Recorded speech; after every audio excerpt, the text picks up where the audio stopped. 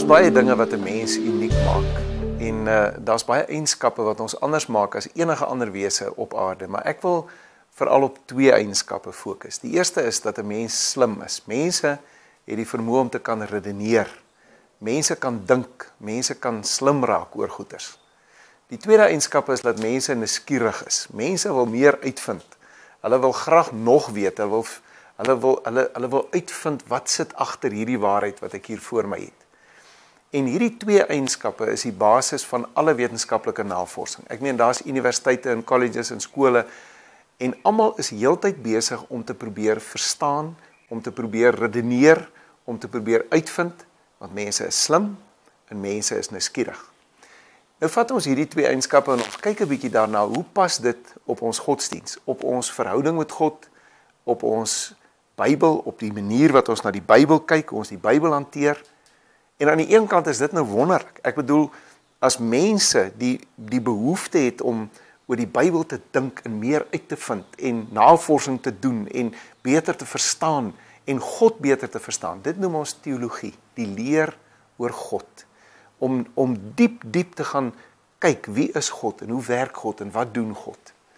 Aan die ander kant is daar natuurlik 'n baie groot gevaar aan verbonde. En die gevaar is dat ons kan dink dat ons God kan volledig verstaan en volledig kan verklaar. Dat ons die Bybel volledig kan verstaan en volledig kan verklaar. En dan mis ons een verskriklike groot waarheid. God is God. En as God God is, pas hy nie in 'n proefbuis nie. En as God God is, kan ons hom nie vasvat in die bladsye van 'n handboek of in die buiteblaaie wat ons rondom daai handboek sit nie. Daar sal altyd 'n stuk misterie wees in ons godsdiens, omdat God so groot is, heel wat groter as wat ons ooit kan verstaan. Om hierdie waarheid vir sy disippels duidelik te maak, het Jesus in Lukas 18, vers 15 tot 17 vir hulle gesê. Die mense het ook kindertjies na Jesus toe gebring, dat hy hulle moet aanraak. Toe die disippels dit sien, het hulle met die mense daaroor geraas. Maar Jesus het die kindertjies nader geroep en gesê, laat die kindertjies na my toe kom, en moet hulle nie verhinder nie, want die koninkryk van God is juis vir mense soos hulle.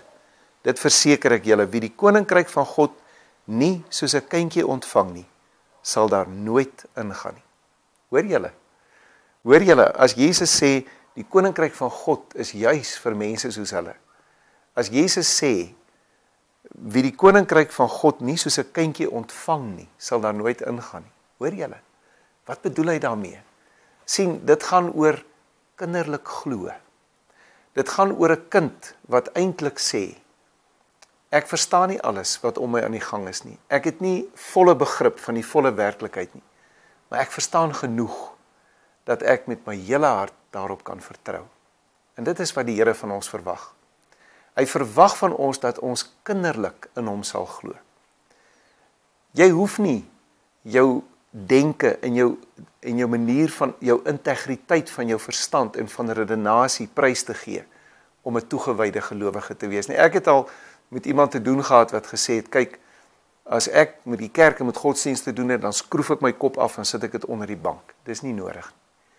Jy kan nog steeds met jou denke, met jou uitvind, kan jy redeneer en kan jy probeer verstaan, totdat jy by 'n punt kom en besef, maar daar's dinge wat ek nooit volledig sal verklaar of kan verstaan nie. Daar's 'n stuk misterie wat ek net soos 'n kind kan glo en die koninkryk van God soos 'n kind kan ontvang. Daar's natuurlik 'n skadukant hier aan verbonde en dit is om kinderagtig bygelowig te wil glo. Dit kom daar waar 'n mens sê, ek gaan nie, wanneer ek by godsdienst kom, enigsins my verstand gebruik of my denke gebruik nie. Dis nie nodig nie. Natuurlik hoef jy nie so te wees nie. Ek sit er baie keer oor die oppervlakkige bygelowigheid waarmee mense hulle geloof beskryf. Jy moet nie so wees nie. Nee, as jy glo en vertrou die Here met jou hele hart.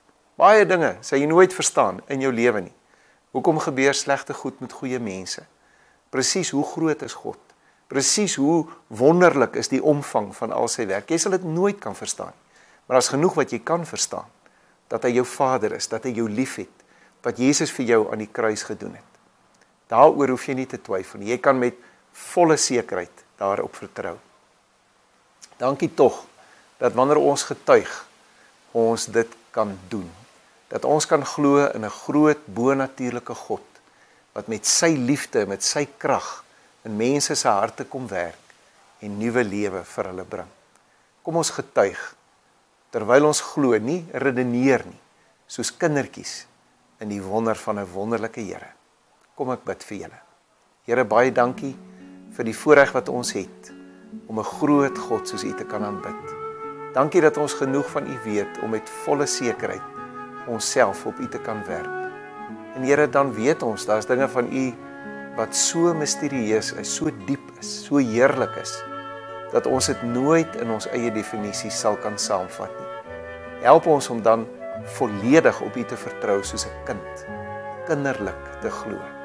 En help ons as ons getuig, om nie te probeer, om alles te probeer uitredeneer nie, maar om net te vertel wat in ons harte aangaan, en wat ons van U beleef. Seën die gesprek wat nou plaasvind, in Jesus se naam. Amen. Vrede vir julle.